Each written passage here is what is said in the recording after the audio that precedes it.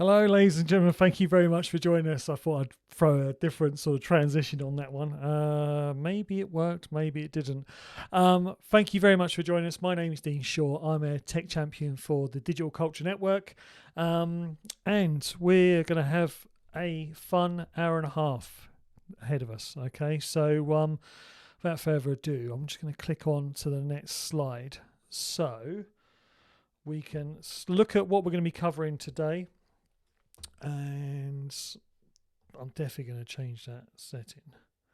So what we're going to be doing is we're going to be looking at an hour and a half, give or take, including a Q&A and a short break. We're going to have the facility of closed captions. They're going to be available on our desktops or as well as the mobile Zoom app. All you got to do is click the CC button. The webinar is being recorded and will be available on our website alongside additional resources within about 7 days' time. Say hello to each other during the chat. Select all panelists and attendees from the drop-down, and you can ask any questions using the Q&A button. And we'll probably do them right at the very end of the session as well. So, without further ado, let's jump into it. Okay, so this is, in case you thought you might have been in the wrong place, the ultimate guide to mobile phone filmmaking. And it might not be the ultimate guide. That suggests kind of a finite thing, but it's one of the more comprehensive guides to mobile phone filmmaking. But who would want to go and see that? So here you go. Right. What are we going to cover? Well, we're going to move myself down there. We're going to be looking at the different styles of video for the different platforms, whether that's YouTube, Twitter, TikTok, Instagram. We're going to be looking at why certain ones have certain formats. We're going to be looking at the lighting, the composition for interviews and pieces to camera. Making sure that we've got that dialed down so we can look as professional as possible. We're going to be looking at the sound. We're going to be looking at both location and studio. So if we're out and about in the field, then what can we do to make sure our audio is still very, very good quality. Audiences will forgive bad video, but they won't forgive bad audio. So it's important for us to look at that one. The importance of making usable B-roll. And if you know what B-roll is, we're going to cover that. But basically, it's the cuts between the main bit of footage, the stuff we sort of like the focus of attention. So if you're looking at an amazing piece of art, it'll be the close-up brushstrokes maybe of that. So we're going to be looking at sort of like the importance of usable B-roll and how that fits into your edits. We're then going to be looking at how to structure a video for your target audience. So once you've got all of that lovely footage and you've got all that lovely sound, how do we make it so that our audience sticks with us and watches it to the end? And then we're going to be looking at the equipment that you need and the stuff you really don't, which is pretty much very, very important stuff, because at the end of the day, I don't want you wasting any money on equipment that you don't need. Okay? So different styles for platforms. Whether it's vertical, whether it's horizontal, a question I get asked so many times is which one is best. And it always depends on where it's going to end up being the most. Because if you're making something that's maybe 2, 4, 6, 8 minutes long, that is a bit slower paced, that isn't so jarring and fast cuts, the likelihood is it's going to live better on YouTube. The YouTube audience will sit and watch a 6 to 10, 12 minute long video. But maybe on Instagram stories or just Instagram in general, they probably won't. They probably struggle to get past 2 minutes because there's so much competing attention. When you're on YouTube, you're kind of there for a different reason. Same with your website. So in those situations, when you know it's going to be a longer form piece of content, always go horizontal. It's far easier to make a horizontal video vertically. All you do is you just sort of close in and pinch in. You do lose obviously the sides, and you may sort of have some sort of like a composition problem where you've cut people's heads off and things like that. But it's much easier to make a horizontal video into a vertical video. The other way around, you end up with these blurred edges like a shower screen, which nobody wants. So if you know where the video is going to start with, that always helps. If it's going to be for Twitter, if it's going to be for Instagram, if it's going to be for Facebook, if it's going to be certainly for TikTok, vertical is the best way forward. It really is, because even the square of an Instagram feed, it's better to be vertical. That pains me to say that, because as a filmmaker, you don't really want to be shooting things vertically, but unfortunately it's the way of the devices and how the apps work. I would say probably if you were to look at the way that other platforms are working now, based on the success of TikTok, even YouTube has increased its it's increased its app to now include vertical stories. They call them YouTube Shorts. They've only been out a few months now over here. I know they trialled them in India to start with, and people were having tremendous success based on that as well. And I have seen a few of my MPOs who have had some success by doing sort of short 30 to 60 second long videos on YouTube Shorts, just sort of like, hey, can you guess what this is? Or this is a little bit of information about blah, blah, blah. Really short, sharp, and concise. You're there to sort of to not necessarily promote your channel, but just to make people aware that you're out there creating content.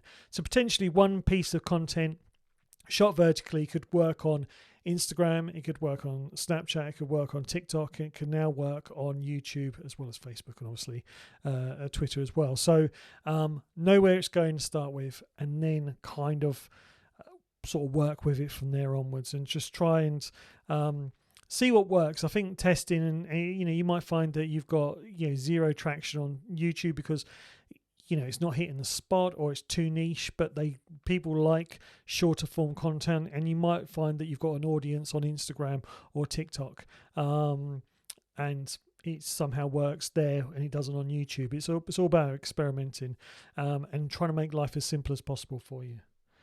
So moving on, this is a question that one of my colleagues actually asked, and it sort of like led on to this whole bit of discovery. But smartphone versus digital stills camera. I'm going to be talking about additional equipment to make your smartphone work better, and apps to make your smartphone work better. And he said, well, why don't you just use a digital stills camera to start with? And I've been in places where maybe a stakeholder or a line manager doesn't quite believe in your vision of creating content, and therefore you have to start with what is available, which might be the phone in your pocket. So I'm going to sort of like go down that plan on that kind of route. So I imagine that's the reason why a lot of you are here, is because maybe you haven't got the budgets for big expensive cameras, or maybe you're just not confident about using them, but you kind of feel that a bigger camera, a more expensive camera, is a better solution. Well, hopefully once we've watched this video, you might think to yourself, actually I'm not so sure anymore. I want you to look at these next videos, and I'm going to turn myself off. I want you to look at these next clips of videos, both of them shot on the same day, same tripod, hopefully as much in sync as possible. And I want you to look at the image and just pick out which one you think is the best one, which one looks the nicest, which one maybe is got the most detail or is got the nice colors, and just sort of like in the comments section, say top or bottom. Okay, so if it's the top one you prefer, put top. If it's the bottom one you prefer, put bottom. And at the end of this, we're going to reveal which is which. So as you can see, most kind of in sync. I could have done a better job in the edit, I fully admit that. And obviously they're not quite the same in terms of lens. There's two different types of lens being used here. But look at the colours, the greens, the red of that car, the sky. Is the sky blown out? How does the water look? Which one do you think is the more pleasing image? Not necessarily the most cinematic or the most professional, but what would you say is the better looking image? That's Finchingfield, by the way. It's my local beautiful place. Most photographed village in England, I think. That's what they claim anyway. I mean, you try and prove that. But anyway, so there's the top and the bottom one. Final shot. Which one do you think's which? would it surprise you to know that actually the top one is the professional camera and the bottom one is the iPhone 12 Pro Max? So yeah, it's the latest iPhone, but it's up against what was a £3,000 camera, which up until very recently was being used on professional shoots. So here's another example. This is I'm going to make this life easy for you. This is actually the stills camera. So most people go, oh, I'll turn on a few lights and we'll see how it looks. This is a little lamp that I'm currently using actually to light myself up now. And then I've got some LEDs located around my little office, which makes that look like that. So you can see the definition, the distance between the subject and the colour, and you can see how the camera reacts well to the colours. If I was to do this again, I'd probably maybe boost the ISO, which is basically adding electricity to the sensor to give it a little bit more boost. When you do that, sometimes though you add a bit of noise to the video, so it ends up looking a bit clunky. But that doesn't look too bad. That's a work in progress. I need to probably turn that lamp up a bit. This here is the iPhone, the exact same iPhone we saw a minute ago. So this is what most people do. They turn on the house light and they go, God, that looks awful. It's all yellow. The shine off the top of my head is pretty bad, isn't it? It's pretty yellow and flat, and it doesn't really matter what camera you're using. If the lighting is wrong, it will always look this rubbish. So whether you're using an Arri Alexa that they use on Avengers, or whether you're using a iPhone 12, which is what this is, it's always going to look the same. But let's add that lamp on again. So that's the lamp. As you can see, the software in the iPhone is actually working with us. It's actually gone, right, okay, I can work with this now. This is much better. So already, just by keeping both the cameras on auto, the iPhone is actually doing a better job. Because if I compare that to the big expensive Sony camera, you can see it's pretty dark. These are both on auto, okay? So here you are. This one here is just so much nicer. And when you start going through the colours, certain colours work better with that. So that one there looks pretty nice. I could pretty much get away with that. If I was to shoot something, this wouldn't be the end of the world. And all that is a lamp beside me and the LED lights that are already on in the room already. So hopefully that can sort of illustrate that the phone might have inferior lenses and certainly smaller sensor than one of the bigger cameras, but the benefit is the software that Apple has developed and Android like Samsung have developed sort of meets you halfway. It kind of does the heavy lifting for you. So if you're just starting out, all you need to do is complement the camera, help the camera out a little bit with some lighting, and that can really go some ways to sort of absolutely really improving your image quality. And we're going to see that again towards the end when we go back outside and it's an absolutely bright sunny day and our camera's struggling. So let me come back. There we are. Just in case you didn't think I was here. So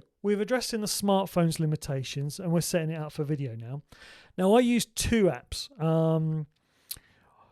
Moment Pro app for the Apple phone and Filmic Pro for my Samsung. Both of them work exactly the same. And the reason why I use them is because I like to be able to monitor things that have caught me out in the past. Those are, if I'm recording audio, can I see my levels? Can I see the graphics to tell me that the audio is being recorded, or am I just hoping?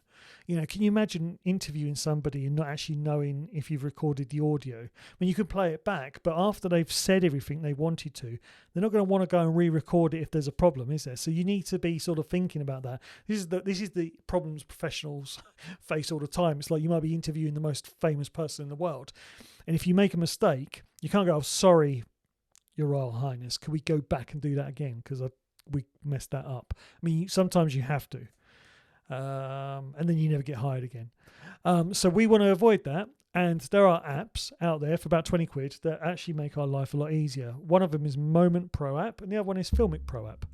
I guess when you stick Pro in it, maybe it makes it better. I don't know.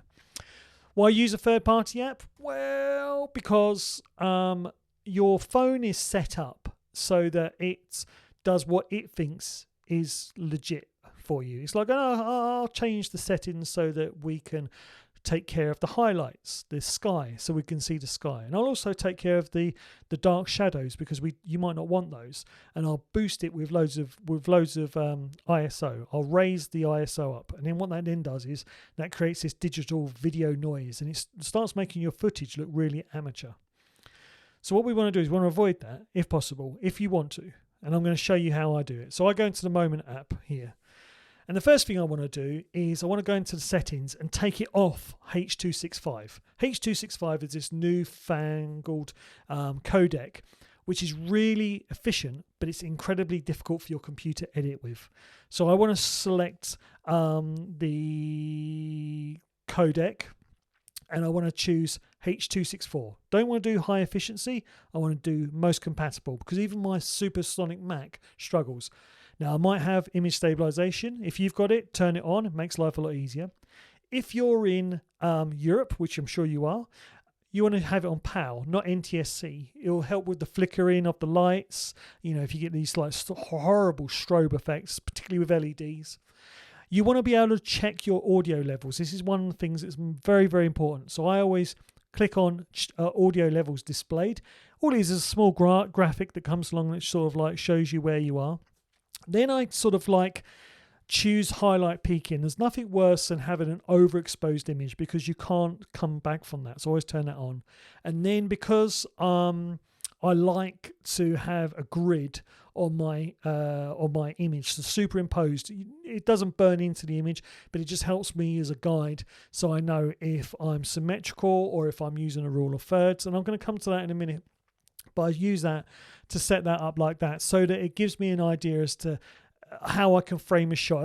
It's almost like it kind of like breaks writer's block. Is whilst I'm looking there, I turn the camera on and I kind of go, yep, I can see that grid. That grid works fine. I know where I want to put my subject. I know where I want to put my my viewer's attention, and I use the rule of thirds. So you break it up 1, 2, 3, and you put one subject either in the middle or to either side, and you basically sort of frame it so that it's a little bit more interesting than just sort of your standard, hit and hope.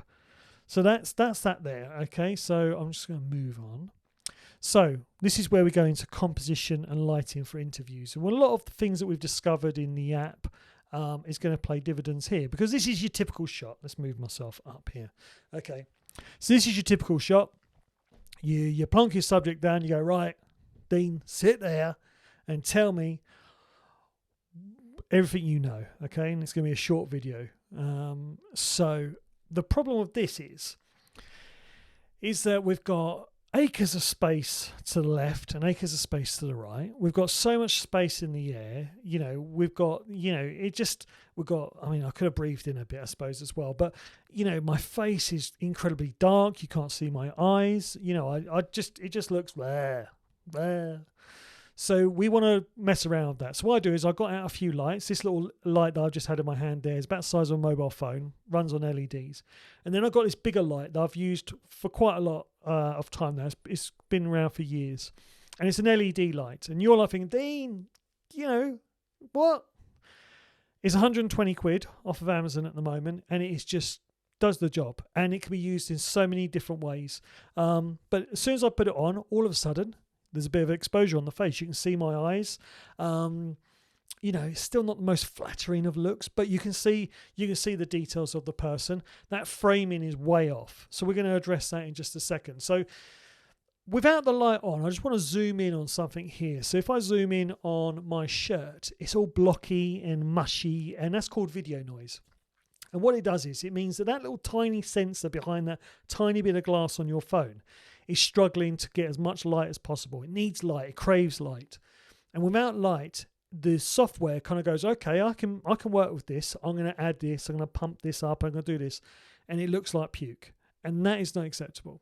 So what we need to do is we need to add a little bit of light. And if we zoom in again now, you'll see that there isn't no blockiness. There isn't no sort of that mushy look. It's a more even exposure. The face is more even exposed. And if you were being particularly lazy, you could say, do you know what? That's it, done. We're done with that. But I'm not happy with that. So I could have brought out a big umbrella, but I didn't. I used a t-shirt. I've got an umbrella like this one here. And and it's currently in the shed somewhere, and it's an absolute pain to get it out. So I thought, do you know what? I'm not going to get the umbrella. That's £50. So it's like, for 160 quid, 170 quid, you can have an amazing lighting setup, just like that one there. So it says only softbox included, but using the T-shirt over the LED gives you that soft sort of light. I've got a bit of a softbox here, and what it does is it just softens that light out a little bit. And cinematographers like Roger Deakins, particularly on something like Skyfall, very, very avid use of that soft light, where they bounce a little bit of light off of a bit of muslin, or they shoot, or they put the light behind, and it creates this nice soft look. Now, on the right-hand side is the non-softened version. On the left-hand side is the softened version. So this is a diagram of what that looks like. So obviously the camera's on the left-hand side in pink. The light is the yellow part, and the bluey part is the adult interviewee. Yes. The interviewer, I would stick between the camera and the light, right in the middle where CA is in camera. And that way, the person's who's being interviewed, their eye line is going to go straight past the camera, just like this one here. And what that does is that means that they're not sitting there looking at the camera all the time. They're not looking like deer in headlights.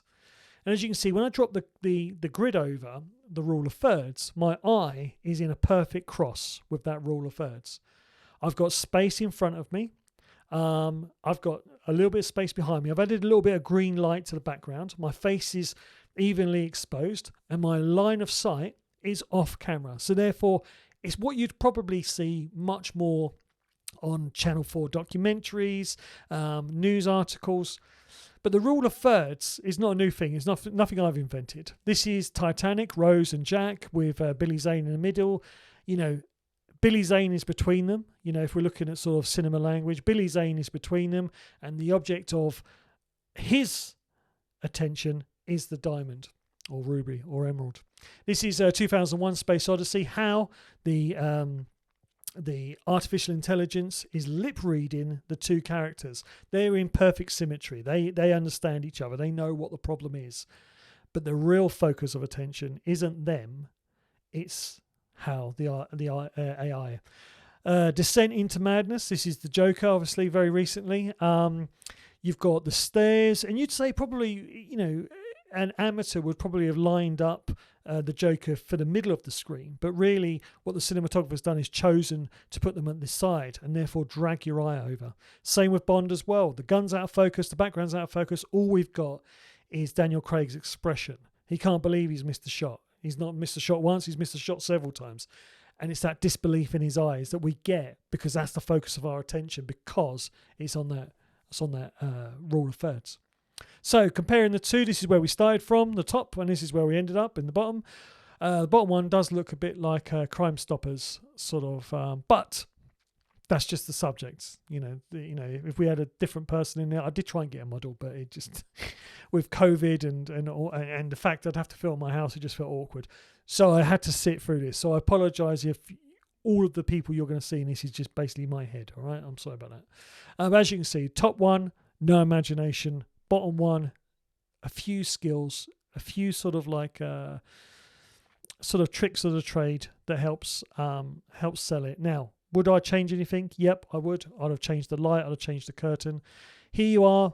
These are the professionals doing it. So this is a lovely interview setup. You've got obviously the office space in the background.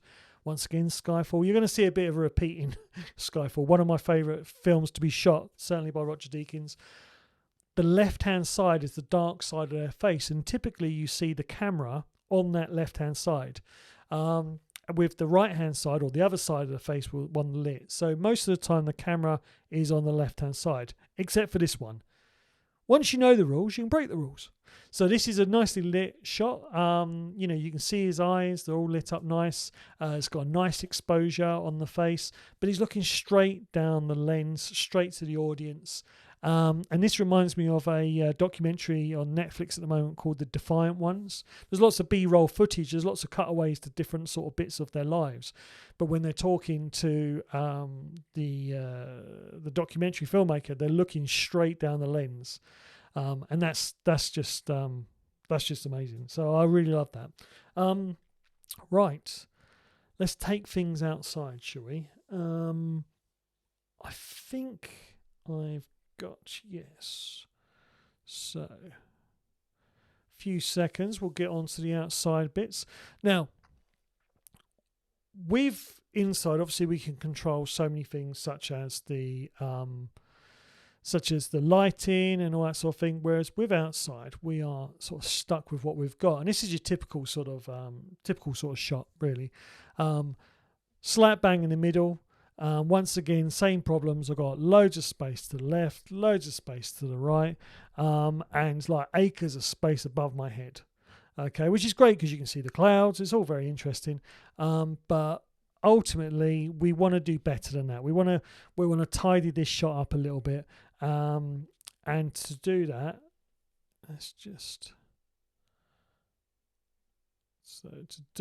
I want to just sort of show how we can move things around. So I've reframed it there. I've added the grid over it, and as you can see, now I'm not the focus of attention. Hopefully now I'm there, but the house is the more prominent sort of subject matter we're sort of standing in front of. And, you know, we've accidentally landed upon this leading edge from the river, which is basically leading our eyes up to the house. So, you know, I've still got sky. I can still see the moody sky. You know, you can still see what's behind me, but essentially a little bit of framing is all it's taken to sort of really sort of establish that. There's going to be a link appearing in your chat box now. Go to that during the break, and you'll listen to it. When I played it back through Zoom, the difference between the radio mic and the microphone within the phone wasn't particularly brilliant, and it was quite frustrating. It was, for some reason, Zoom was compressing it down, so it all sounded bad. But essentially what I'd done is I went out, I had my lapel mic, which is a radio mic, which plugs into the into the phone, and then I have the receiver, also the transmitter on my body with a mic just underneath my collar. It was quite a windy, blowy day, but you don't really hear the wind at all on the lavalier mic. It's a much fuller sound. But if you compare that to the microphone inside the phone, all you hear is background noise, wind, and cars going past. So what we've done, and I can show you here actually. So if I just move myself over here, let's go over here now. So this is a cage that I use for all of my phones. So this is a Samsung in this occasion, but this is the receiver. The receiver. I always get them mixed up. So it's quite an old receiver. It's about 7 years old, and this is what I kind of say is that once you've bought this equipment, it can work for not just mobile phones, but also DSLR cameras and mobile phones and video cameras and all kinds of cameras, as long as it's got the input jack. So you saw a second ago, I put the mic on me, so you barely see that mic on my shirt there.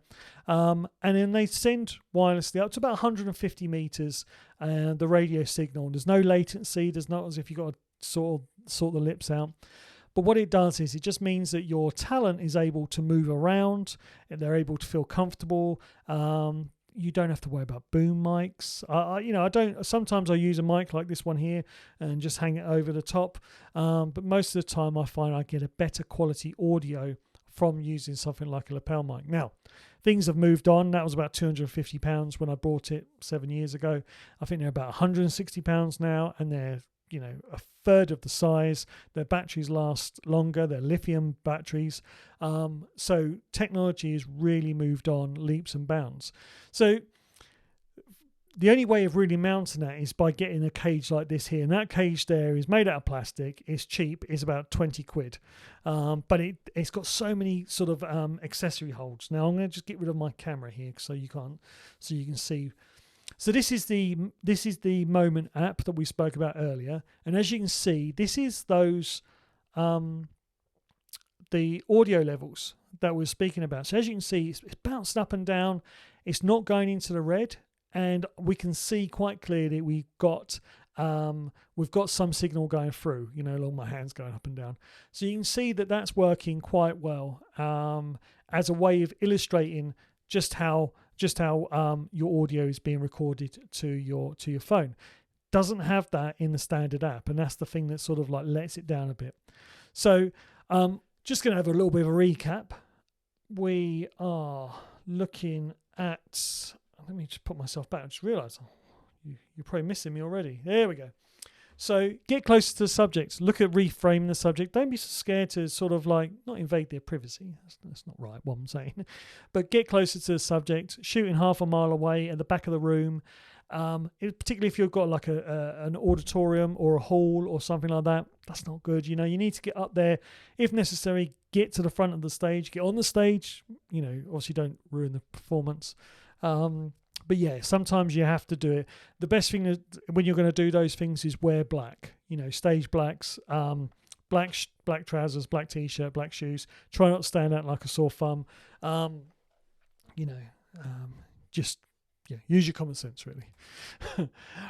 Consider framing the shot using the rule of thirds. Now, the rule of thirds is by far my favourite way of framing a shot. If I'm struggling for inspiration, the grid always helps me out. I kind of go, I can imagine the subject on the left or the right or dead center, and I could use that line from that road or that tree or that blah blah blah, and I just sort of like move things around, and it just helps give me inspiration, particularly when you're sort of sitting there struggling to find something that just speaks to you.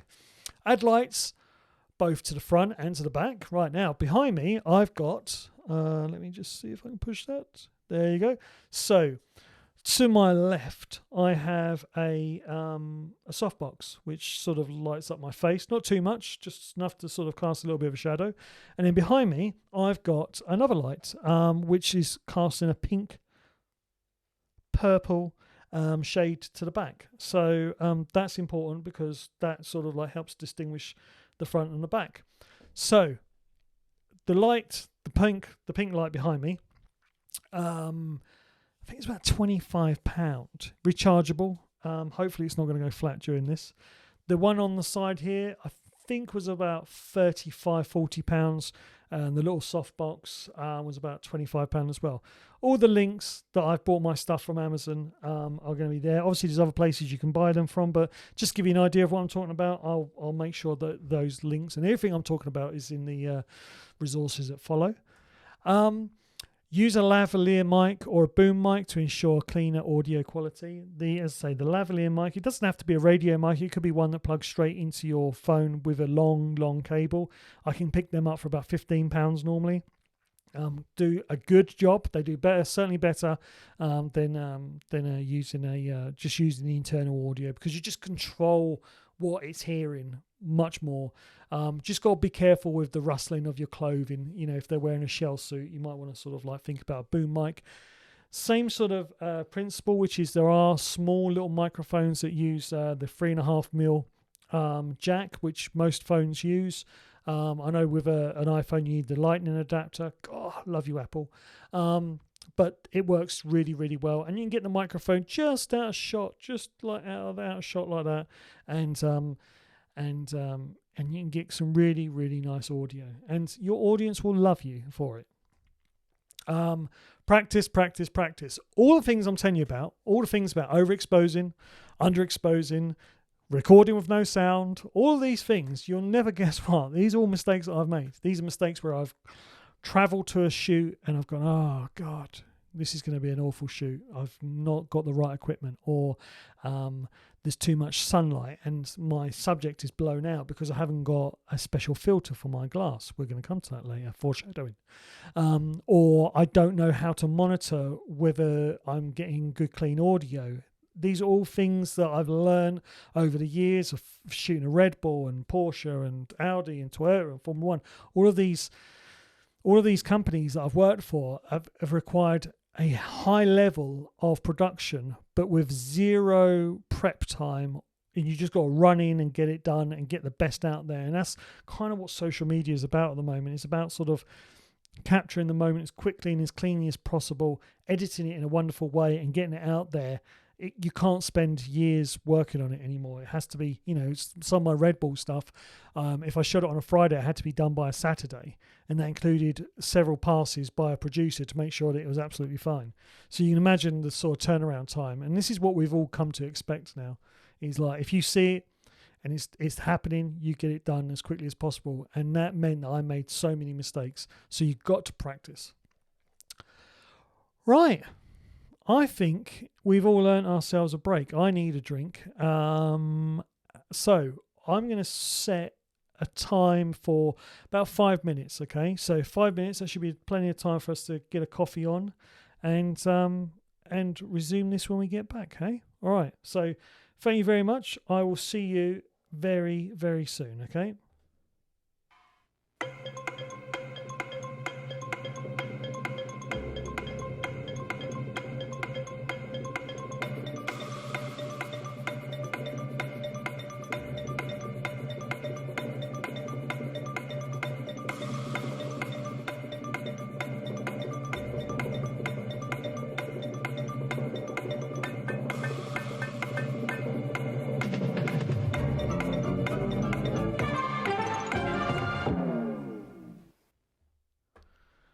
How well did we do? Huh?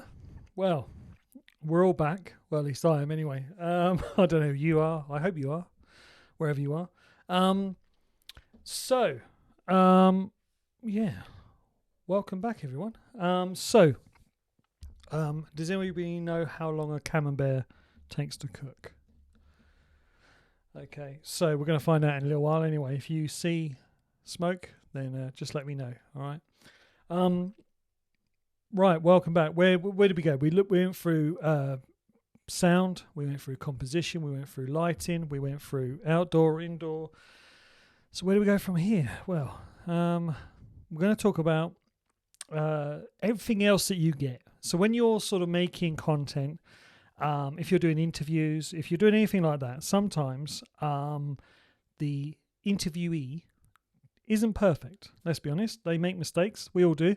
And even the most successful people that I've ever interviewed, the most professional people that do it day in and day out, they all have a moment when they kind of go, oh, no, sorry, let's do that again. Okay, let's go from the top. And you're like, oh. And without some B-roll, you will get a jump cut. So we're talking about eliminating that jump cut where you see the person's head move from one place to another quickly, or it doesn't make sense. We want you to be able to control the narrative. We want you to take maybe bits from one part of the interview and move them to the forward, and so on and so forth, because it might be that they don't actually get going until the end. So what we're going to do is I'm going to show you, based on the footage that we got earlier. So this is me sitting on a bench wearing the same shirt. It has to be said. I was going to play a drinking game where every time you see the blue shirt, you used to have a drink, but I don't think we would have got to the end because I'm sure not all of you would have been drinking tea. So it's the same shirt. This is Finchinfield again. Okay. Now let's pretend that this person is a successful filmmaker who lives in Finchinfield and only wants to tell everyone how wonderful a place it is. Okay, so we're assuming he's a successful filmmaker already. We've got all of these shots on the left-hand side that we know we've already got. We've got the houses, we've got the duck pond, we've got the duck with its bum in the air. It all looks good. So we look at the footage we've got, and it's only a 45-second interview, but in that interview, this subject says some great things. So this is what we call our sort of A-line master clip, okay? So what we now need to do is we know that there is things within that clip which aren't perfect. You're going to see that. So firstly, we're going to need to sort of look at the background, okay? Now, what that person said was some things that were quite amazing. But unfortunately, what the filmmaker failed to notice at the time was Doreen and Lorraine and Curtis making their way into shot. So they stopped once they realised the mistake, and they asked the person to say it again, but there's going to be this massive jump cut between the two. So we're going to try and hide that. And the best way of doing that is by looking at the clips we've got. We want an establishing shot. We want some atmospheric shots. We want some ducks. Because this subject is talking about all these wonderful things. He's like saying, oh yeah, it's wonderful living here. There's ducks. there's wonderful places to eat, there's such a lovely community, and so on and so forth. So we're removing the bits where the people are in the background, which are going to take our audience's attention, but we're keeping the audio. So we've detached the audio. Let me move myself out. We've detached the audio from there, and we've now covered that audio with some different shots. Okay, some shots of the house, some shots of the windmill, and some shots at the end there. Okay, now that all looks good, but I don't like the shot of the bin with the windmill. So I'm going to crop in on that, get rid of the bin, and I'm going to crop in, and I'm going to give myself a better composition than I had already. And what I end up with is a rather nice looking video where I'm talking about Finchinfield and how wonderful it is. There comes the free shot ruiners. We cut to our duck pond, so I'm like, oh, it's a wonderful place. I come down and I feed the ducks. Sometimes they say hello. It's got a wonderful place to eat. It's a wonderful place to live, so on and so forth. You can just imagine, you put some nice classical music in there, you get a lovely swell. And all of these wonderful sort of shots sort of just help sell the story. You know, the bin's now gone because I've cropped in. You can't tell I've cropped in. You know, the quality of the mobile phone is that good that you can't tell I've cropped in. You can't see that I've sorted out my shot, so my shot is now a little bit better. And there's the end shot. So isn't that wonderful? So that is the benefit of B-roll. It helps you cover up all of those little mistakes that you make. All of those mistakes you make in the field because you haven't got a lot of time. The subject might only have 10 minutes, you know, and in that time they're like taking phone calls from people and it's just a mess. Now I showed you Final Cut Pro there. I was going to show Adobe, but then with Adobe you have to pay for it. With Final Cut it's only on Apple, and you might be going, Dean, we all use PCs, but there is a free version of a software which I really love called DaVinci Resolve, and had I thought ahead I would have done that all on DaVinci Resolve. Essentially it's the exact same thing. In fact, I think DaVinci kind of stole most of the good bits from Apple, but it's essentially the same. You've got a timeline, and then you've got your clips, and you drag and drop and cut and do whatever. This is InShot. This is an app that you download from the App Store or from Google Play. Very similar. You select your shots from your camera roll, and it kind of like, depending on what order you choose them, it will stick them in a timeline. And this timeline is your backbone of your entire video. And you can move these, and you can adjust these, and you can shorten these, and you can cut these, and you can change the color of these. But it doesn't ruin the original footage. It's non-destructive. There's a few online editors that are destructive, unfortunately. But all of the ones I talk about are non-destructive. Because I imagine you will make this video, you will think it is the best thing since the last great thing that was out that was amazing, right? And you send it off to your line manager, to the stakeholders, and in my case, she will turn around to me and say, Dean, we're going to need to do some changes. And then we start making changes, and it just becomes like this big ball of chalk. So we want to be able to change the edit as much as we want without destroying the original footage. Now, InShot is great because it gives you all of that. It gives you the ability to add text. It gives you the ability to change colors. It gives you the ability to add soundtracks. The thing that I would say makes it difficult for me to say I would always use an app is because some of my videos are longer than 2 minutes or 90 seconds. And when they're longer than that, it becomes this real task to edit with that. I don't mind starting a project on the phone and then offloading it onto my Mac and then finishing the edit there. I've done that a couple of times. I've done that for the end of this webinar. But for long processes where you need to sort of like finely tune things within an inch of its life, within a millisecond, a desktop is much better. And if you shoot, going back to setting up the camera properly, setting up your phone properly, if you shoot it in H.264, whether it's a PC or a Windows, it makes it so much easier. Change your colors, you can do whatever you want. You can make your footage look awful, to be fair. But I always believe less is more, because once you've exported it, typically your chosen platform of choice will compress that image down.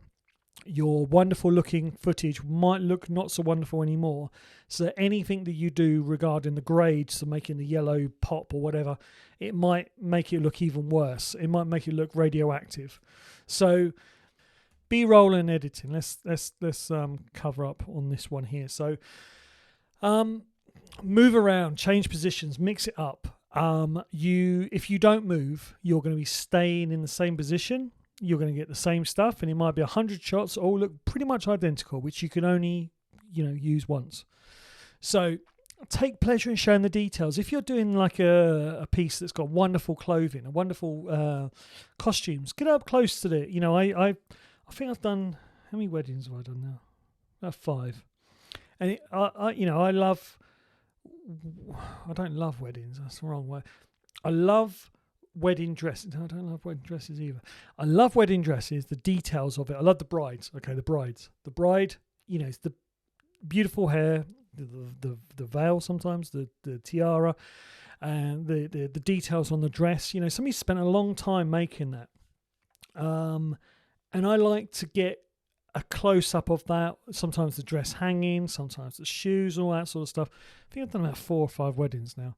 And I don't want to do any more, just so you know. Every time I've done one, I've been roped into it. It's like, hey, Dean, you're at a barbecue. Do you want to do a wedding? I'm like, yeah, no worries. When is it? Next year? Ah, yeah, of course.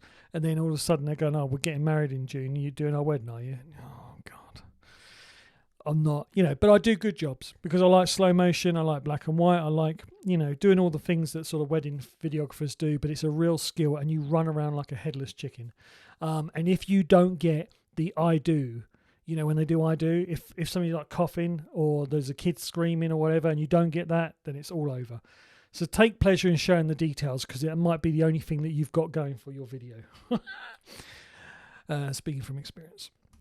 So if it's an interview, film the subject from multiple angles. It might be that you want to get them sitting down. It might be that they might be having a laugh and a joke with a member of staff or the crew or whatever, and you might be able to slow the footage down, make it into black and white, and have it as a nice cutaway.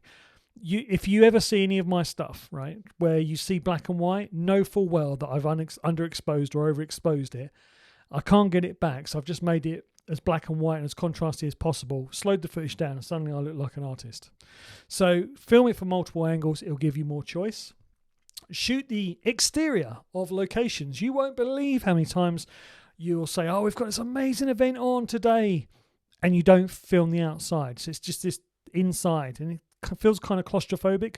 Whereas if you showed loads of people turning up, if you showed a car park full of cars or people walking up a driveway or, like people getting ready or people handing over tickets, it sets the motion up. It sets everything exciting. The entrance, the name of the building, the name of the organisation. And I'll show you in a second how I do it. But it's such an easy thing to do. It's an easy thing to miss. Just getting comfortable. Shots. 15 to 20 seconds per piece of B-roll. Shoot more variety, not longer takes. So often you go, oh, that's a lovely sunflower. That's such a lovely sunflower. I'm going to film it all day. Then you get back and you're like, God, why did I film that sunflower all day?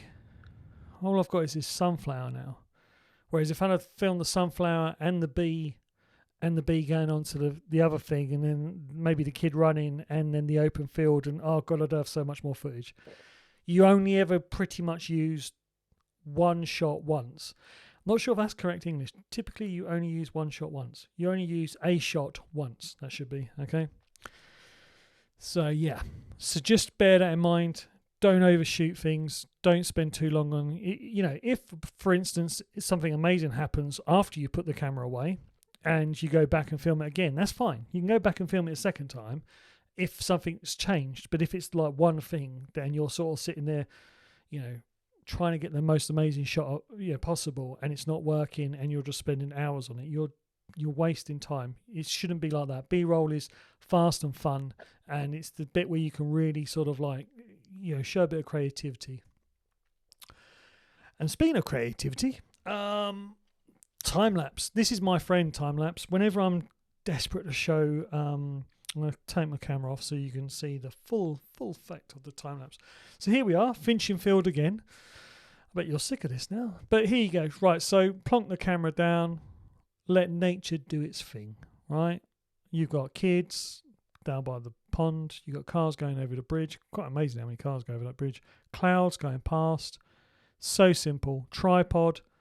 Here I handheld it. God, it was difficult. The boat comes out. Wow, this is Ely. And the boat comes in. Wow. Easy peasy. Hand holding it again. This is Millennium Bridge. Is it Millennium Bridge? Have I got that wrong? Yes, it is Millennium Bridge. So St. Paul's, easy breezy. Sets the tone. Bit of movement. Sky going across. Here is just before this is just before Christmas. So a couple of years ago. I just thought I'd wander around with the camera on time lapse, see what it looked like. Would I do it again? Maybe I would, maybe I wouldn't. This is a great one. This is if you've got a venue that's slowly filling up and you want to show people on social media just how successful you are, and how important you are and how many people flock to see you. This wasn't me speaking, otherwise the crowd would be twice as big. That was a joke. But this is me and Hayden speaking. We spoke at the British Library for the AMA, so we establishing shots. This is London. Yep, St. King's Cross, the British Library. People queuing up to get in, So I think I shot that in about 5 minutes, handed it over to Hayden. Hayden worked his magic. And before we know it, we was getting tagged in posts. People were saying, "Oh, we're here. We'll come see you. It'll be great." Blah blah blah. And it done its job. It's not going to stick around forever. It's not going to be. Nobody's going to nominate us for a BAFTA. This is what I used to do. It's like sort of Porsche would say, "Hey, come down to Goodwood, or Audi or Jag or whatever. Come down to Goodwood, film our event, get it up on social media as quickly as possible." If possible that morning, so come out, do some shooting in the morning and then get it up for the afternoon so that people can come and see us if they're coming to Goodwood or whatever, Silverstone or whatever event it was. For that shot, it was basically a gimbal floating around and then sped up, and hovering around the cars, the bits that people want to see, and then speeding up between the bits that nobody wants to see. So nobody wants to see, going through the building, but it's important to show the client just how successful their event was so that they go back next year and put on a show and hopefully hire you again. So it's really important for to sort of like use all the tools in the book, and I think that's pretty much one of them. Like time lapses are the easiest thing to set up and probably the best thing to set up as well, certainly for sort of setting the scene and setting the mood. So time lapses, right? Bad weather clouds are your friend. So if it's like a cloud thunderstorm rolling in, then that's definitely good. If there's no sky whatsoever and it's white, then you're just going to sit there just being annoyed. Long lines of people help establish a successful event. Float through the venue or exhibition and then speed it up in post. So you've got this long line of footage, and then you can cut bits up and go, right, I'm gonna put the hair. If you're doing in shot, you can put the hair to times 6, and that means it's going to go 6 times through faster. And then when it gets to like a bit of like a nice sort of vase or an actress, actor, or whatever it is, you could then slow that down, right? So then that gives the audience exactly what they need. Oh, lots of people, but look, that looks amazing. That painting, that tapestry, that exhibition looks fantastic. I have got to make my way there, just like they do at Porsche. And you only need 15 seconds. So if you only need 15 seconds, how long do you sit there for? Well, I would give it probably about 20 minutes maximum. If you're doing day to night, night to day, that's a different kettle of fish. But if we're looking for that kind of like establishing shot, you've already seen that little plastic cage that I put my phone in. It's got a flat surface. So in many ways, I can plonk that down everywhere I need to go. It's also got a little screw hole in the bottom and on the side. So I can get a little tripod base and then plonk it down. Just sit there. I'm not encouraging smoking cigars, but you could smoke a cigar, have a nice coffee, and then before you'd know it, you've done your time lapse. All right. Afternoon sunsets are typically better than mornings, so enjoy a line. All right. Take this absolutely from the horse's mouth. The amount of times I've got up early, and I've gone somewhere really excited about getting the sun coming up, only for it not to happen, and it just go from dark to light. Now, it was different when I lived in Spain. That was much nicer. I used to get these beautiful sunrises, but because I'd been out the night before, late, that was almost impossible to get out for those. But the sunsets are always, for me, particularly in the winter, so much more dramatic. So if you find that your experience is different, please let me know. But afternoon sunsets or afternoon to evening sunsets, in my opinion, typically better than the mornings. So enjoy a line and keep yourself fresh. So all of this is great, isn't it? You know, you think, oh, this is wonderful. This is great. I'm going to be out there. I'm going to film this and I'm going to film that. But nobody in your organisation wants to go on camera. You don't want to go on camera because you're like, this is going to ruin any chance of me being hired by anyone else ever again. All right. So what do? Well, you could just not go on camera and just have your hands. Okay. So this is me. With that wonderful plastic cage, again, 17 quid, I think it is. It's on a light stand, which is about 10 quid, 15 quid.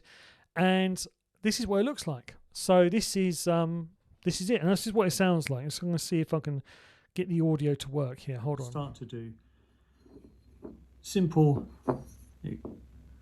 videos that are made entirely just by putting the phone right in front of you and showing the audience an artifact of some description. As you can see, the sound, we've got no external microphone, using the microphone that's built into the phone itself. Yeah, not bad. So yeah. So if we was doing something on Royal Dalton, the Spectre 2000 and as you can see, I'm not an expert, but there you go, from the film Spectre. Well, actually, I think Skyfall really, but the little marks on it would indicate that it was from Spectre because it had survived the bomb blast in Skyfall. There you are, just in case you were wondering. Yeah. Easy peasy. Anything I'd say is you have to make sure that you've got good nails and hands and manicured, which I haven't, so maybe I'll give this a miss.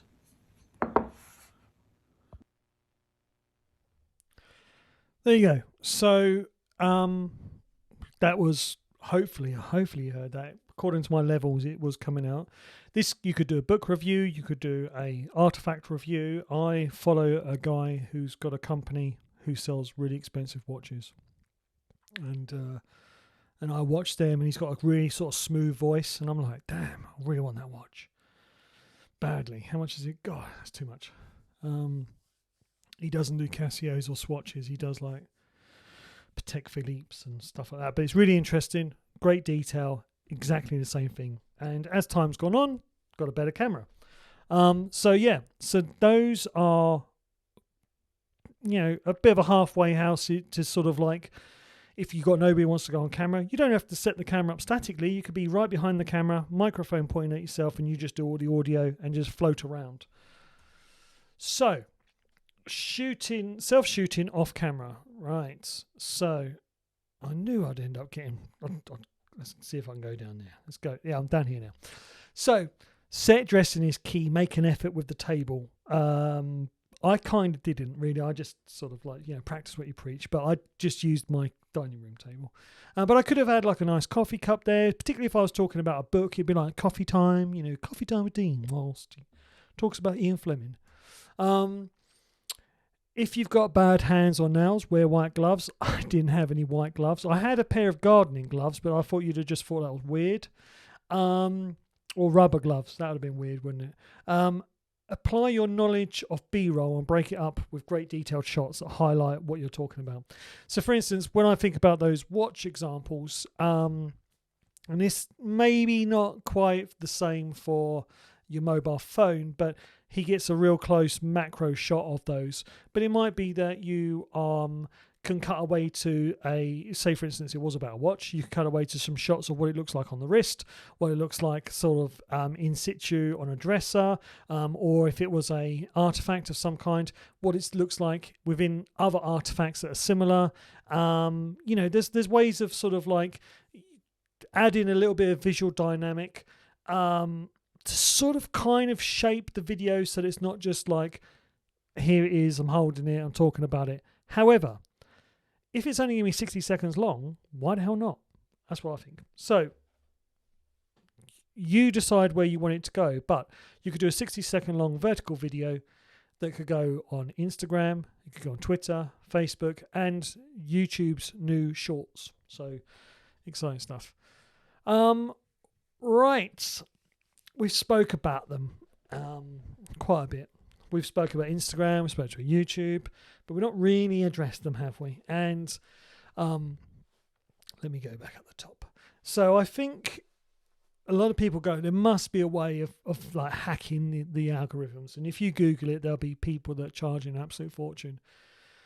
But the long and short of it is that there is no secret. The secret really is the longer the user is engaged, the better the various algorithms will see your content, because all of them, every single one, whether it's Facebook, Instagram, YouTube, they make money from ad revenue that they make because people are users. I don't like using that name, but users are on their platforms for a longer period of time.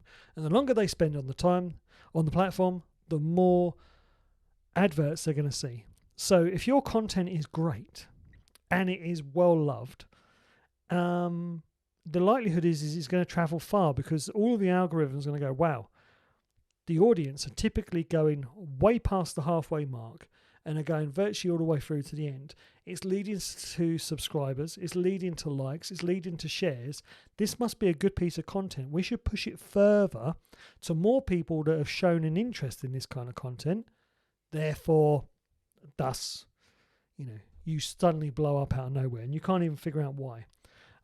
It does help if you are, for like YouTube, making your videos, you tag it correctly, you do a nice thumbnail, you do all those wonderful things, which there is a separate video on, which I'll link to. But it really does, it's the secret is really just getting people to sit on there longer. So whether it's YouTube, whether it's Facebook, or whether it's Instagram, or whatever comes along next, it's got to be a kind of it's a formaic approach, right? And once you see this, it's you can't think, how did I not see this before? So most videos, particularly on YouTube, start off by going who, why, what, where. Have you ever wondered why you are absolutely hopeless at cooking paella? In this video, we're going to explain where you're going wrong and how you can fix it in 3 simple steps. After this video, you are going to be an expert. So you're like, that is exactly the video I need to see. So a little bit of intro, a bit of branding. So he goes, right, so you've tried it several times. You used to call it paella, but now you call it paella. But that's not helping either. You're trying to make the best paella possible, but unfortunately it's coming out like a stodgy mess. There's no crispy bottom, and all of your ingredients are feeling like dry cardboard. Well, in this video, we're going to show you where you've been going wrong and how you can rectify that. So that recap is just established to the audience that, well, that's exactly why I'm here.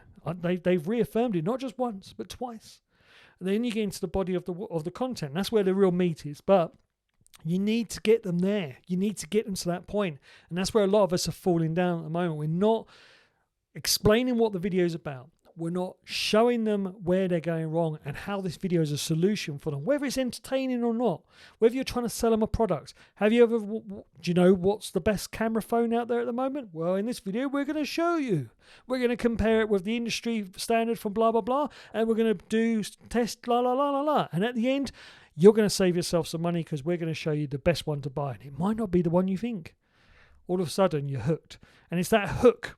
If that can get you past the first, say, minute, 2 minutes, you might well get to the halfway point. And in fact, you get to that halfway point, you are golden. So That's the secret. If you watch any video, really successful videos, they all start off the same. Who, why, what, where.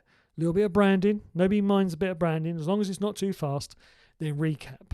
Recap why they're there. Put their mind at rest. Why am I here? Oh, it's because I want to learn how to cook paella. Of course. Then you get, before you know it, to kind of the end. So they're not paying attention. They're going, right, so what you've been doing wrong is this, and how you can rectify it is that. And if you put those together, you'll end up with an amazing paella that all the family are going to enjoy. If you like what you've seen, remember to like, comment, subscribe. What other dishes would you like us to talk about next? Before you know it, you're at the end of the video, right? And you've gone, wow, I've gone all the way through to the very end. Isn't that amazing? That is the secret to YouTube. On Facebook, it's more condensed, but you still got to kind of do the same. You've got to almost show them what to expect. There's a reason why Hollywood trailers for blockbuster films pretty much show every explosion, every kiss, every car chase, every sort of amazing, fantastic sort of thing going.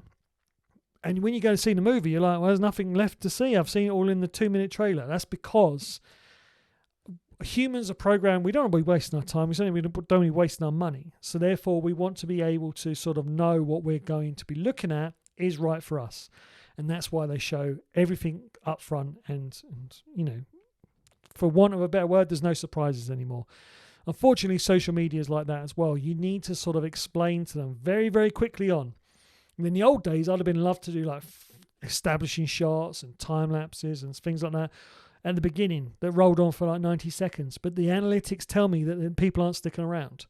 So maybe you need to start the video off with a real sort of like a firecracker moment and then move into it like that. You know, it's just about the body of the structure and how it sort of works. And it is fine-tuning and it's looking at the analytics, but it's also giving it a fair amount of time as well. You know, I've had a few videos on a private channel of mine where, you know, I put them out and it had 400 views. I was like, okay, no, that's no, probably wasn't the right subject. All of a sudden, 6,000, 7,000, 8,000, 9,000, 10,000 views. And I'm like, where the hell did this come from? And it just got discovered and shared and, you know, and it goes on from there. You know, sometimes you'll have a hit right out of the bat, you know, straight off, millions and millions of views, and you'll never be able to get that success back again. You can swing for the fences every time, but I would believe it's more consistency that is the secret to here. Being consistently good, learning your craft, and your audience, no matter how big or small they are, will really appreciate what you're doing. So get the audience to love your videos. It kind of sort of makes sense, but the algorithm will follow, because at the end of the day, all the algorithm does is it just wants to sort of show more adverts. It goes, oh, who do we want and how can we show more adverts? So we've looked at the structure of videos. We've looked at the do's and the don'ts and certain things, but you might have seen I've got a fair bit of equipment that sometimes you think to yourself, hang on a second, we haven't got that. What's all that about? Well, I'm going to show you now the equipment you do and you don't need. So this is the cage we spoke about earlier. And the cage can mount to a tripod. So actually a tripod is pretty much an essential thing as well. It really helps with your panning and your tilt, you know, in your panning and tilting left, right and up, down. Makes it look more professional. The cage itself is about 17 quid. The tripod, don't look at that one. That's a cinema tripod. That was about 700 quid. But you can get them for about £60. Lights, you know, that light at the background there, it's about the size of a mobile phone. Runs on lithium batteries and you can change colours. A lot of people always say to me, what do you think about gimbal, Dean? Do you think a gimbal? And here is me using a gimbal with my phone. It's actually with a gimbal and a monopod. And this is the kind of shot you can get with it. I'm just going to turn my camera off so you can experience it properly. Ooh, nice. You know, nice crane shot. You know, you could start from the top and work your way down. You know, practice makes perfect with these things. I mean, I would never put that over somebody's head because in case it sort of suddenly snapped. But the gimbal that I use is about £100. It's a Zhiyun Crane 4. I've had it a couple of years now. And, it just gives you the ability to sort of like, when I was talking about getting the name of the buildings and a little bit of B-roll, all of this is shot on a gimbal, so sometimes it's nice, sometimes it's a bit, horses for courses. Once again, up in the trees, coming down, establishing shot. I was trying to go for like a crown sort of shot. That's got no post-production stabilization on it whatsoever. That's literally all in camera. The idea behind it is I was trying to show you how sometimes your shots can look rough and ready. So a gimbal is good, but it's not essential. The cage, I believe, is essential. The microphones is very, very, very essential. And definitely get yourself a tripod. I've got a list of all the equipment that I use and some things that I sort of don't. I would say the gimbal is nice to have, but it's not an essential. It's in the boot of the car. It hasn't been used since. It probably won't be used for another couple of years. This here, I'm going to show you. Slow crossroad. This here is a piece of glass with a little clippy thing on there, right? And let's find a phone. So this is an iPhone 7. And what this does, I'll just get close to the mic so you can actually hear me. It sits on your phone like that. So I don't know if you can see that. Yeah. So that there sits on your phone like that. And then you can rotate it and it gets darker and lighter. I don't know if you can see. So you can see the lens, and now you can't see the lens. Okay. And these are sunglasses for your phone, because the software in phones are amazing, right? And what it does is it goes, wow, crikey, it is bright out here. I know what I'll do. I'll raise the shutter speed. And what that basically means is it's an artificial shutter that goes in front of the lens. And the faster it goes, the darker it gets. But the problem with that is the byproduct of that moving so fast to compensate for how bright it is out there means that your footage looks so amateur it's untrue, okay? But it's okay because it's nicely exposed. But it looks, the humans' movements, the trees, everything just looks a bit, looks like a video. Looks like iPhone footage. Okay, and maybe anybody who's ever looked at a GoPro has gone, wow, that GoPro advert looks amazing. But when I buy a GoPro, it looks rubbish. This is the problem. The shutter speed goes right up because we don't consider putting these on as a good option, right? But they're a great option. Where is my other one? I have another one. 2 seconds. When I'm shooting with a cinema camera, I will put one of these on my lens, and it's basically just tinted glass. I dropped this about 15 minutes before we started, so it's amazing. It's quite robust. This one's made by Tiffin. I think this was my expensive one as well, actually. It's about 100 quid, so I really should put that down somewhere safe. This was 14, okay? And it does the exact same job. So I'm going to illustrate that now. But I want you to bear in mind that the phone is trying its best to compensate for my stupidity for going out into the midday sun and trying to shoot the garden. Okay, so let's get this on. Get this party started right over here. Okay, so another screen recording. Love it. Right, so here we are. Oh, God, right. Where am I going to have to go for this one? I'm going to have to go... I can stay here. Right, so when you pan up, this is Moment Pro. I've got the highlight peaking on, which basically is this thing that I've looped up in the middle here, okay? Now, those stripy red lines are telling me that the sky is overexposed, but that's okay because the sky is always going to be bright during the day because there should be a sun up there, okay? That's cool, right? So already you're going, well, Dean, that looks absolutely fine. I can live with that. There's no problem with that at all. That looks nicely exposed. The car looks good. The bin looks good. The flowers look lovely. Sky looks amazing.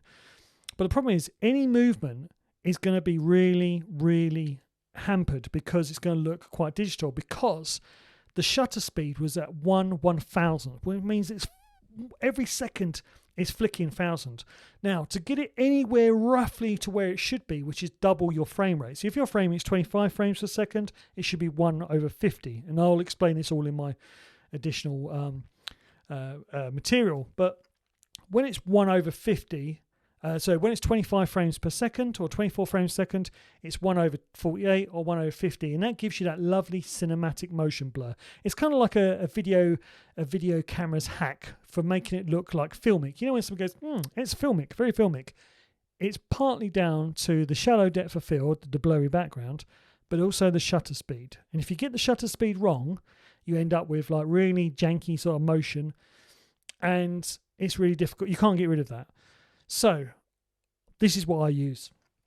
So as I said, it's about I'm sure it's about £15 on Amazon. I wish I could tell you somewhere else they were, but anyway, and I do my very best to drag it over. And as you can see, I'm doing a poor job. And then there you go. So it looks nice. But now what I can do is I can change that shutter speed. So I've highlighted that it's in blue already.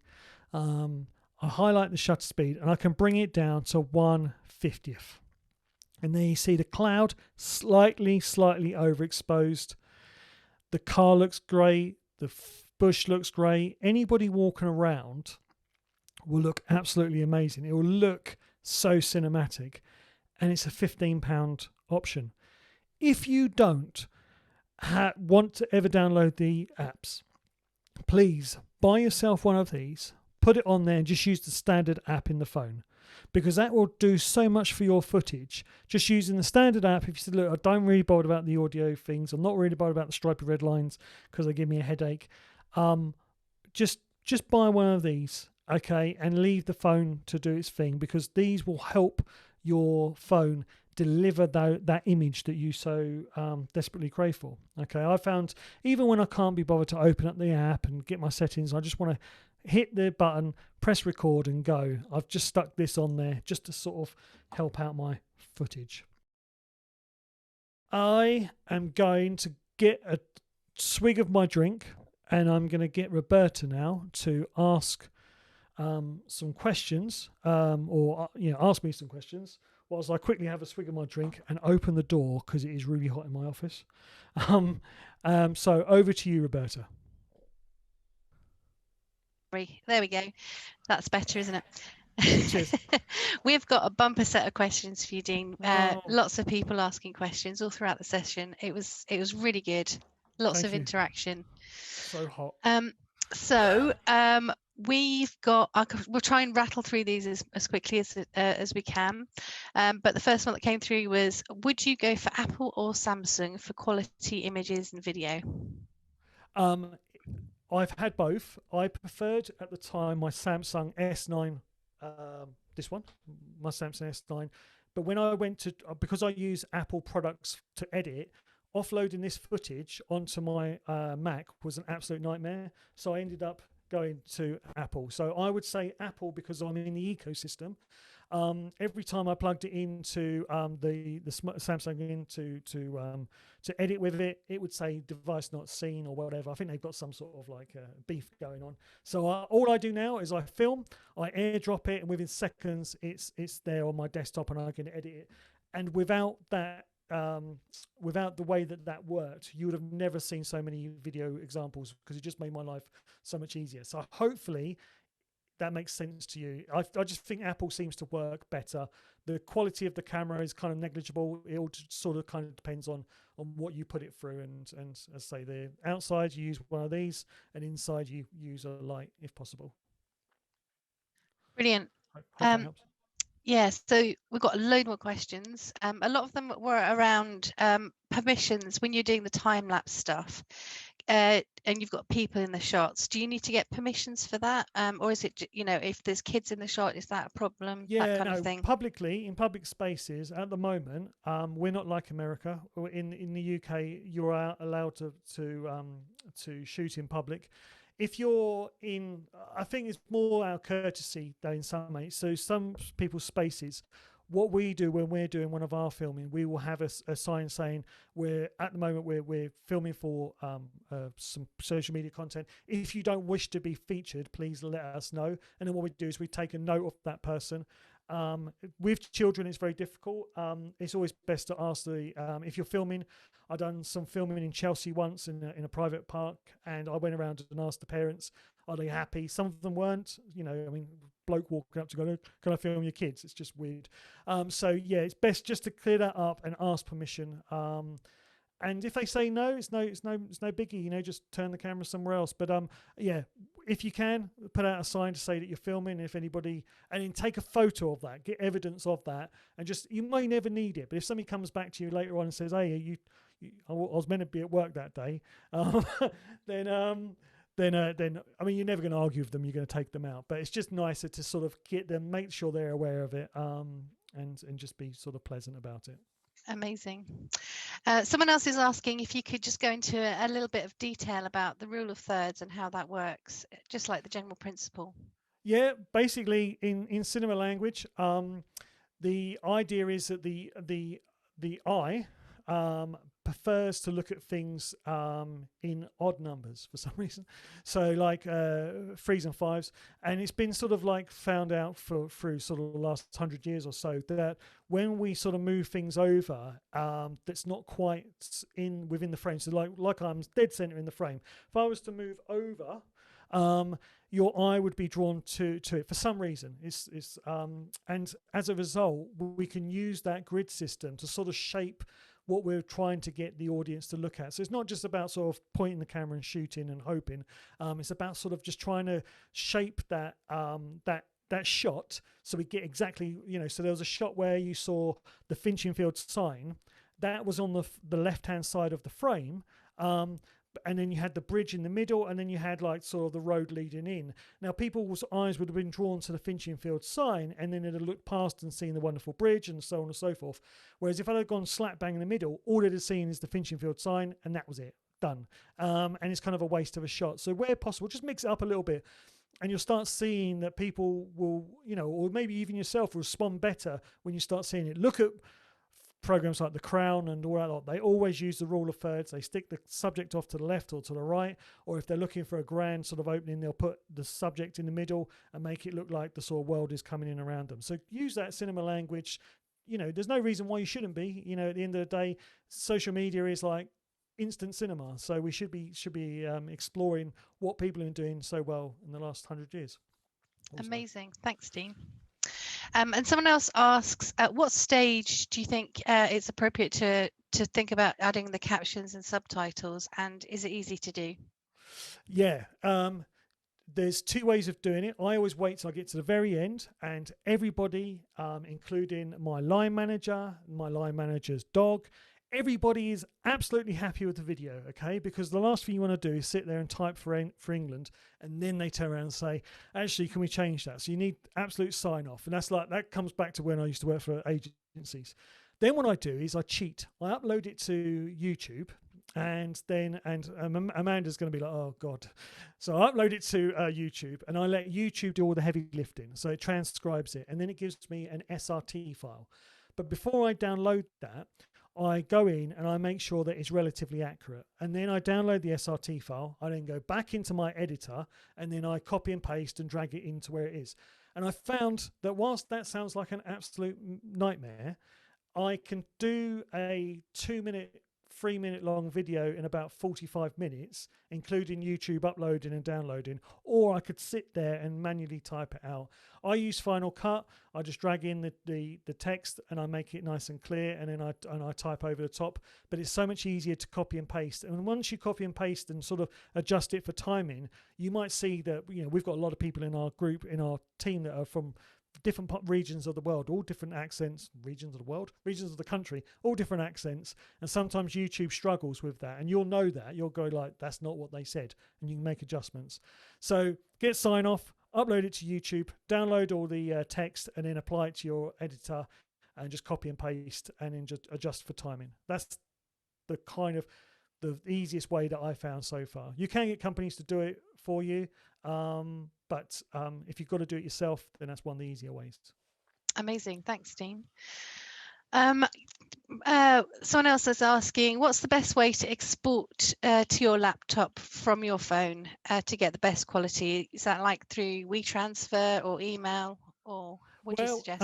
If you're using right, if it's Apple, okay, so it's an Apple phone to an Apple laptop, then AirDrop is all that you've seen today is AirDrop. Literally, I choose my computer and I AirDrop it, and it takes a few seconds. So it's amazing. If you're not got AirDrop, if you're going from a Mac to a PC, I just literally plug it in to my computer, and that works just as well. As I said, with my Samsung phone, it just didn't like Macs whatsoever. I would hardwire it all the time because otherwise you're kind of double handling it. You've got to upload it in one instance, and it might be you're uploading a clip that you really don't think, oh, I'm never going to use that, and you've just spent 10 minutes uploading it. So you upload it, and then you've got to download it. But if you've got people that are maybe contributing to it, then I always suggest WeTransfer. So say, for instance, Roberta was doing some filming, I was doing some filming, Hayden was doing some filming, and we were all bringing it in together. I'll just say, look, get it onto your computer, WeTransfer it to me, and then I can download it, and it's not compressed, it's not looking like mush. So yeah, there's different ways. It depends on what machine you're using, but by far I found Apple to Apple is easy. Amazing. Another question. We've got tons of questions. I don't know if we're going to have time for all of them, but we're going to whip through a couple more. I'll do my best.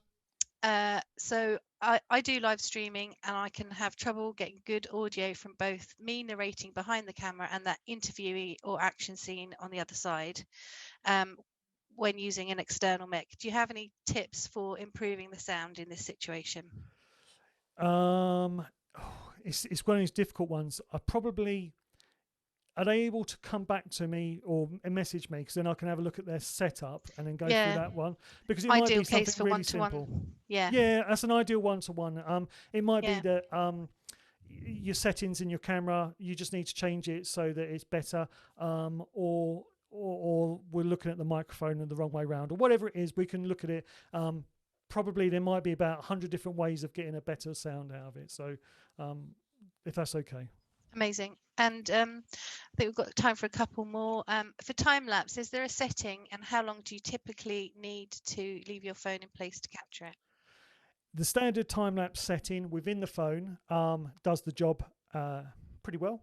I leave my phone for around about 10 minutes. I sit with it, don't get me wrong. I just go off.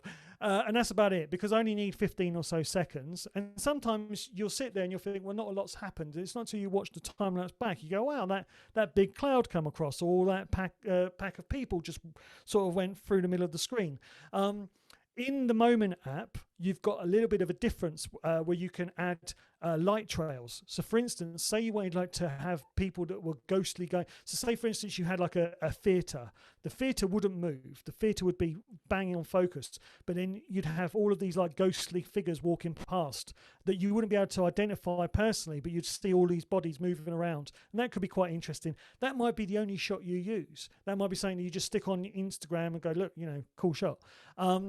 At night, car headlights, it basically means that the shutter speed is open for longer, but it's artificial. So it means that the shutter is open for longer, which creates this lovely light trail. So if you're looking for that sort of like Piccadilly Circus, busy hub of motion going around, all that light, that's why you get the Moment app. But if you haven't got that, if you don't want to bother with that, the app in the phones, whether it's Hyperlapse on Android or whether it's Timelapse on iPhone, they work really, really well and so easy to set up. Once you've done one or two, you're almost an expert anyway.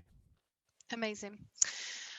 I think we're kind of out of time now for questions, but there's a whole bunch around music and where to get where to source music from, and there's a few others ones that but we can try and answer That's those good, because in my resources there is a couple of links to websites that I use to get my royalty-free music.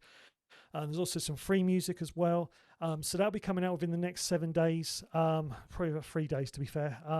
So look out for that in the email that follows up. And we'll make a note of the other things that people have asked and Most see if we can cover them in the follow-up email as well. Yeah. So yeah. there's one more thing I want to say before we go, and it's that there's a survey going to be sent out. It'd be really good if anyone has the time to fill it in. But you are amazing, Dean. Thanks for today's session. It was really great. Thank you very much. I'm going to have a lie down now. Thank you so much, everyone, for all the questions. It was so lovely to have so many questions and see so many participants as well. So there will be a recording of this webinar that's going up on our YouTube channel as well. So if there's anything you've missed or you want to go back over, God knows why, but if you want to go back over it again, then it's going to be on YouTube as well. So thank you very much. And enjoy the rest of your day.